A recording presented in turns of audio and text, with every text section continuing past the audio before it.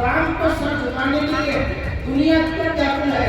मैंने आज तक दुनिया में ऐसा चरित्रवान, ऐसा महान, ऐसा विद्वान और ऐसा दयालु राजा अपने इतिहास में नहीं पड़ा जैसा मेरा राजा रामचंद्र है।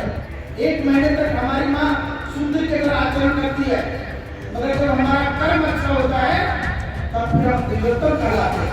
थोड़ा पढ़ाई करके आना और फिर रामचरितमानस प्राप्त करना।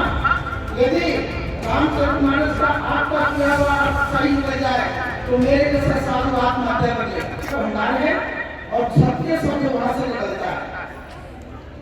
क्षत्रिय और क्षत्रिय में अंतर नहीं होता। कुछ लोग खत्री कहते हैं, कुछ क्षत्रिय कहते हैं, कुछ क्षत्रिय कहते हैं और इसके नाना प्रकार के प्रारूप हैं। कुछ ठाकुर कहते हैं, कुछ राजपूत कहते हैं, बहुत सारी इसकी भी सब व्याख्या है। क्षत्र शब्द से क्षत्रिय बनता है। जैसे धूप और बरसात से किसी राहगीर की रक्षा क्षत्रिय यानी छाता करता है, उसी प्रकार से राम की, राष्ट्र की और धर्म की छाता बन करके जो रक्षा करे उसको सही मायने में क्षत्रिय कहा जाता है।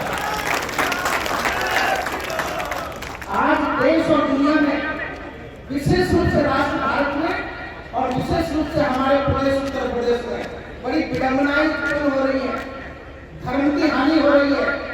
रामचरितमानस और गीता फाड़े जा रहे हैं।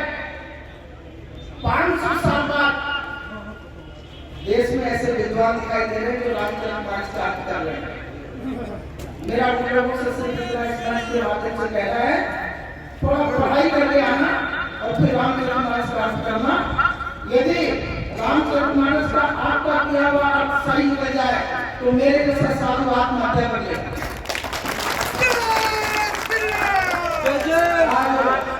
बड़ी विडंबनाएं, बहुत विडंबनाएं चल रही है। मेरा विश्वास है जिस केसरिया को लेकर के आज यहाँ सेवा बढ़ा रहे हैं, आने वाले भारत की रक्षा यही केसरिया फिर करने वाला है और आने वाले भारत से संबंधित और सुव्यवस्थित यही केसरिया फिर करने वाला है। इतना ही आग्रह करना चाहता हूँ कि आप अपने क्षत्रित्व धर्म का कर्तव्य का पालन करिएगा।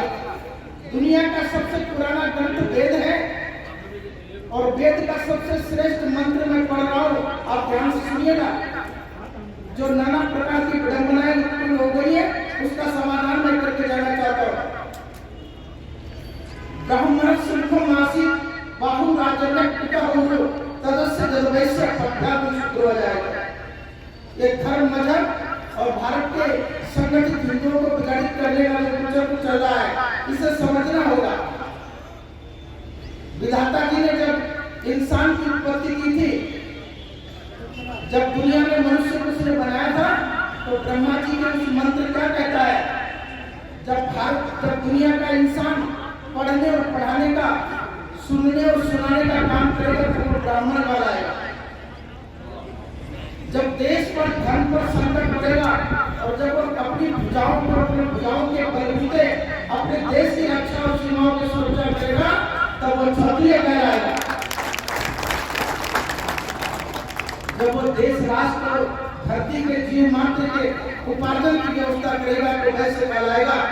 और जब वह अपने राष्ट्र की, धर्म की, संस्कृति की, सभ्यता की, स्वच्छता का संकल्प लेगा तब वही व्यक्ति शूद्र कहलाएगा। धर्म, मजहब और जाति वर्ण व्यवस्था कर्म से होती है, जन्म से नहीं। जन्म से हम सब शूद्र होते हैं। 1 महीने तक हमारी माँ शूद्र की तरह आचरण करती है, मगर जब हमारा कर्म अच्छा होता है तब फिर हम दिव्योत्तम कहलाते हैं। मैं आज इस सभा को ये निवेदन करते हुए कहना चाहूंगा कि आपका जो परम कर्तव्य है, इस राष्ट्र भारत के इतिहास के उन पन्नों को जरा पढ़ के देखो जिसकी जो स्वर्ण लिपियों में लिखा गया है, जिसमें पद्मावती का नाम लिखा हुआ है, जिसमें महाराणा प्रताप का नाम लिखा हुआ है, जिसमें तमाम देश की बड़ी बड़ी विभूतियों, चाहे छत्रपति जी हो, चाहे बड़े बड़े वो राजा और चक्रवर्ती राजा दशरथ जैसे लोग हो।